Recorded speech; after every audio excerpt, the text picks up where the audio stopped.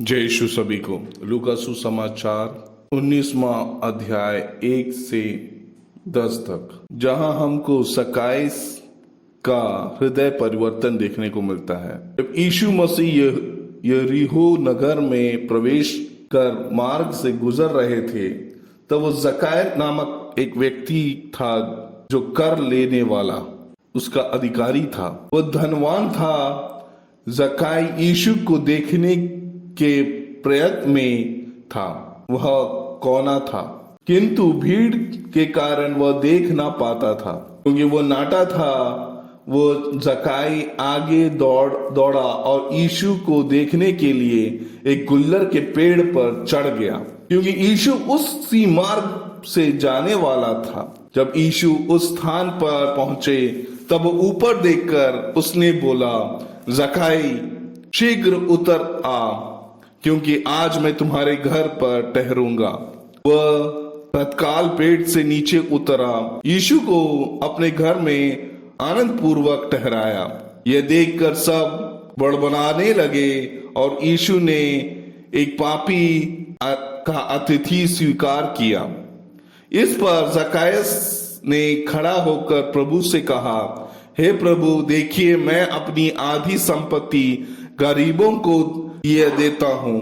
यदि मैंने किसी से अन्य पूर्वक कुछ लिया है तो मैं चौगुना लौटा देता हूं। यीशु ने उससे कहा, आज इस घर में उद्धार हुआ है, क्योंकि ये मनुष्य भी अब्राहम का संतान है। मानव पुत्र खोए हुओं को ढूंढने और उनका उद्धार करने आया है। ये जब हम पढ़ते हैं तो हमको दो चीजें समझ में आती है। परमेश्वर यहाँ एक पापी मनुष्य को अपने पाप की क्षमा याचना के लिए अवसर देते हुए हमको देखने को मिलता है। उसके परिवर्तन जो शारीरिक नहीं, लेकिन हृदय का परिवर्तन देखने को हमको मिलता है। समूह जहां एक कर लेने वाले को गलत पापी, क्योंकि वो कर लेने में मनुष्यों को परेशान करता था। हमारे समूह में भी आजकल ऐसे लोग हैं जहां हम मिलना नहीं चाहते हैं, जिनको समूह से अलग रखना चाहते हैं, जिनको जितना हमारे जीवन में हम इंपॉर्टेंस देते हैं उतना इंपॉर्टेंस नहीं देते हैं। उस व्यक्तियों को परमेश्वर कहता है, एक सांत्वना दो, उनके साथ बैठो, उनके हृदय को परिवर्तन के प्रयास करो। हम व्यक्ति को हमेशा गलत ठहराते हैं, लेकिन उनके हृदय को बदलना हमसे सीखना जरूरी है।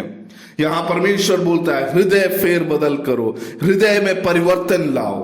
वहां उस व्यक्ति के जीवन में परिवर्तन आते हुए हमको देखने को मिलता है। हमसे भी इस उपवास के समय यही मेन उद्देश्य बोल रहे हैं, जहां हम अनेक लोगों को अलग करके रखते हैं अपना पर्सनल लाभ के लिए, समूह के लाभ के लिए, नेताओं के लाभ के लिए, राजनीति के लिए, लेकिन जिसको अलग करते हैं उनको भी समय दो परिवर्तन का, परमेश्वर के पास आने का समय दो उनको, उनके जीवन में भी परिवर्तन के लिए अवसर बनाओ। उसके बाद हम देखने को हमको मिलता है, जकायस के जीवन में परमेश्वर का जब दाखिला होता है, वो बहुत विश्वास के परिवर्तन को पूरे लोगों को दिखाते हुए हमको देखने को मिलता है।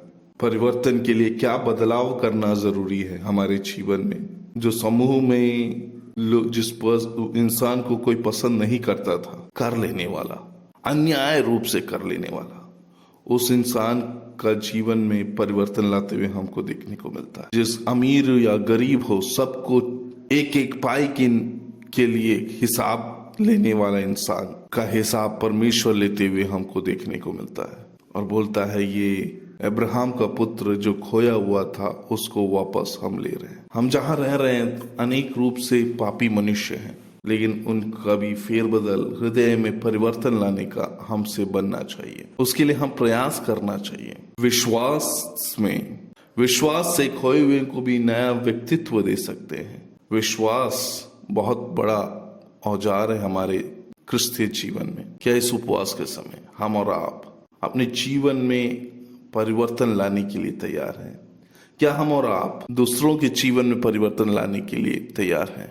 तो हमारा जीवन इस भूमि पर परमेश्वर रखे हैं उसकी पूर्ति होगी। आए हम और आप परमेश्वर के स्वर्ग के निर्माण के लिए इस उपवास के समय अपने आप को तैयार करें। आमीन।